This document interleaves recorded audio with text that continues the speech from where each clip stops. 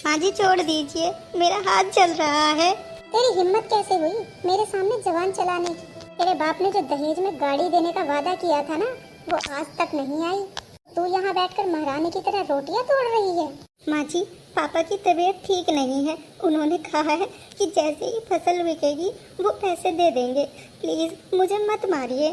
फसल बिकेगी तब तक क्या हम यहाँ भीख मांगेंगे? आज तेरा किस्सा ही खत्म कर देती हूँ। ना रहेगी तू, ना रोज रोज का ये नाटक। मुझे बचा लो। बस बहुत हो गया कमला देवी। अगर मेरी बहन को एक खरोच भी आई तो इस घर को सुनसान बना दूंगा। अरे आकाश, तुम अचानक यहाँ कैसे? और ये बदतमीजी क्या है? हमारे घर का दरवाजा तोड़ दिया। बदतमीजी मैंने की है या आपने? मैं पिछले 5 मिनट से बाहर खड़ा आप दोनों की बातें सुन रहा था। आप मेरी बहन को जिंदा जलाने जा रही थी। शर्म नहीं आई आपको? भैया मुझे यहाँ से ले चलो, ये लोग मुझे मार डालेंगे। ये रोज मुझे ताने देते हैं, मारते हैं। चलो रागिनी, अब तुम इस नरक में एक पल भी नहीं रहोगी। चलो मेरे साथ। ले जा अपनी इस मनहूस बहन को।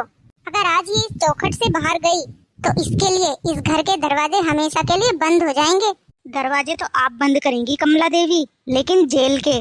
अपनी इस धमकी को संभाल कर रखिए, बहुत जल्द काम आएगी। चलो रागिनी। आकाश रागिनी को लेकर घर पहुंचता है। घर में उसकी पत्नी सुनीता बैठी है। रागिनी की हालत देखकर सुनीता के चेहरे पर हमदर्दी के बजाय शिकन आ जाती है। लो आ गई महारानी। मैं तो पहले ही कहती थी कि इस लड़की के लक्षण ठीक नहीं है। भला भरी पूरी गृहस्थी छोड़कर कोई लड़की इस तरह मायके भागाती है? सुनीता, अपनी जबान को लगाम दो। तुम्हें पता भी है वहाँ क्या हुआ है? इसकी सास इसे जिंदा जलाने जा रही थी। अरे सास बहू में तो थोड़ा बहुत मनमुटाव चलता ही रहता है। इसका मतलब यह तो नहीं कि सीधे अपना घर छोड़कर अपने भाई के सिर पर आकर बैठ जाओ। समाज क्या कहेगा? 4 लोग बातें बनाएंगे कि शादी के 2 साल बाद ही लड़की मायके में आकर बैठ गई। हमारे भी बच्चे हैं, उनकी शादी ब्याह पर असर पड़ेगा। भाभी, मैं आप पर बोझ नहीं बनूंगी। मैं कोई छोटा मोटा काम ढूंढ लूंगी, पर प्लीज मुझे वहाँ मत भेजिए। वो लोग मुझे मार डालेंगे। काम ढूंढोगी? पढ़ी लिखी तो तुम उतनी हो नहीं, और काम करके क्या भाई का नाम रोशन करोगी? लोग कहेंगे कि आकाश अपनी बहन की कमाई खा रहा है। आकाश, मैं साफ साफ कह देती हूँ, इसे समझाओ और वापस इसे ससुराल छोड़ कर आओ। अरे औरत को थोड़ा सहना पड़ता है। सुनीता, बस बहुत हुआ। तुम एक औरत होकर दूसरी औरत का दर्द नहीं समझ पा रही हो। यह मेरी बहन है और इस घर की बेटी। इसका इस घर पर उतना ही हक है जितना मेरा। अगर तुम्हें समाज की इतनी ही चिंता है तो जाओ और समाज के घर जाकर रहो। मेरी बहन तो यहीं रहेगी और पूरे मान सम्मान के साथ रहेगी। ठीक है, रख लो इसे, पर याद रखना, इसके चक्कर में अगर हमारे घर की शांति भंग हुई तो मुझसे बुरा कोई नहीं होगा। रागिनी, तू चिंता मत कर और शांत हो जा। इसको मैं संभाल लूंगा। हाँ भैया, ठीक है।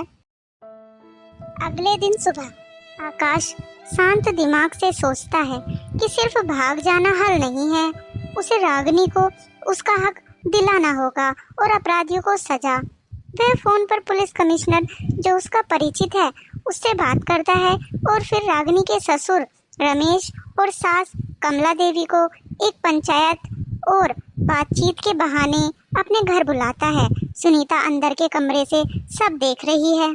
आइए आइए, बैठिए। तुमको जगह दिखाई दे रही है यहाँ बैठने की? यहाँ बैठ जाइए। हाँ आकाश, बुला तो लिया हमें। बताओ क्या करना है? क्या तुम्हारी बहन अपनी गलतियों की माफी मांगने को तैयार है? गलती? कमला देवी जी, गलती रागिनी की नहीं है, आपकी है। और माफी उसे नहीं, आपको मांगनी होगी। देखो बेटा आकाश, जो हुआ सो हुआ। घर की बात घर में ही रहे तो अच्छा है।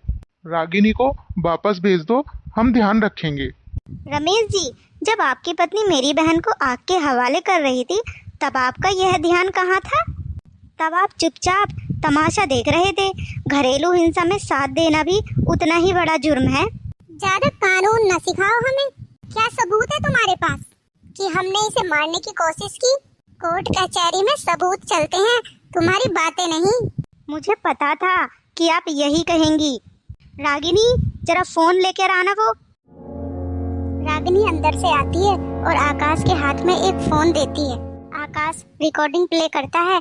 उसमें कमला देवी की चिल्लाने की आवाज और रागिनी को जलाने की बात कही गई है। दरअसल कल जब रागिनी रसोई में थी तो उसने अपने भाई को फोन लगाया था और आकाश ने पूरी घटना रिकॉर्ड कर ली थी। कमला देवी का चेहरा डर से सफेद पड़ जाता है। हाँ, तो ये आप ही की आवाज है ना? और अब देखिए असली तमाशा। हेलो मिस्टर आकाश। आइए इंस्पेक्टर साहब। कमला देवी और रमेश कुमार, आप दोनों पर अपनी बहू को दहेज के लिए प्रताड़ित करने और जान से मारने की कोशिश का मामला दर्ज किया जाता है। ये रहा वारंट। नहीं साहब, मुझे माफ कर दीजिए, मुझसे गलती हो गई। आकाश बेटा, अपनी माँ जैसी सास को जेल भेजोगे? रागिनी बेटी, मुझे माफ कर दे। माँ जी, जब मैं गिड़गिड़ा रही थी तब आपने मुझे बेटी नहीं समझा। आज कानून आपका काम करेगा। भैया ने सिर्फ मुझे बचाया नहीं है बल्कि मुझे अपने हक के लिए लड़ना सिखाया है। रागिनी बेटी, हमसे बहुत बड़ी गलती हो गई है, हमें प्लीज माफ कर दे। आपको क्या लगता है आपका बेटा बाहर नौकरी करता है तो मैं आपके सारे ताने और मारपीट सब सह लूंगी? नहीं नहीं बेटा, ऐसी कोई बात नहीं है। तुम बेटे से कुछ मत कहना, हम अपने आप को सुधारेंगे। हम तुझको अपनी बेटी बनाकर ही रखेंगे। नहीं नहीं माँ जी, ऐसा मैं होने ही नहीं दूंगी।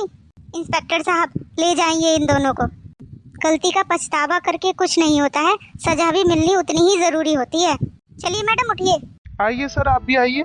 भैया, अगर आप नहीं होते तो मेरा क्या होता? ऐसा क्यों सोच रही है छोटी? तेरे लिए मैं हूँ ना। हाँ भैया, आप मेरा हमेशा ध्यान रखना। रागिनी, मुझे माफ कर देना। मैं समाज के डर और अपनी संकुचित सोच में इतनी अंधी हो गई थी कि तुम्हारी जान की कीमत नहीं समझी। आकाश ने जो किया वही सही था। आज से यह तुम्हारा भी घर है। जब तक ये भाई जिंदा है, बहन की आंखों में आंसू नहीं आ सकते और स्वाभिमान से बड़ा कोई धन नहीं होता। चलो चुप हो जाओ अब दोनों, मैं तुम दोनों का हमेशा ध्यान रखूंगा। कैसी लगी आप लोगों को हमारी स्टोरी? अगर आपको हमारी वीडियो पसंद आई हो तो वीडियो को लाइक एंड शेयर जरूर करें ताकि अगली वीडियो आप तक सबसे पहले पहुंच जाए।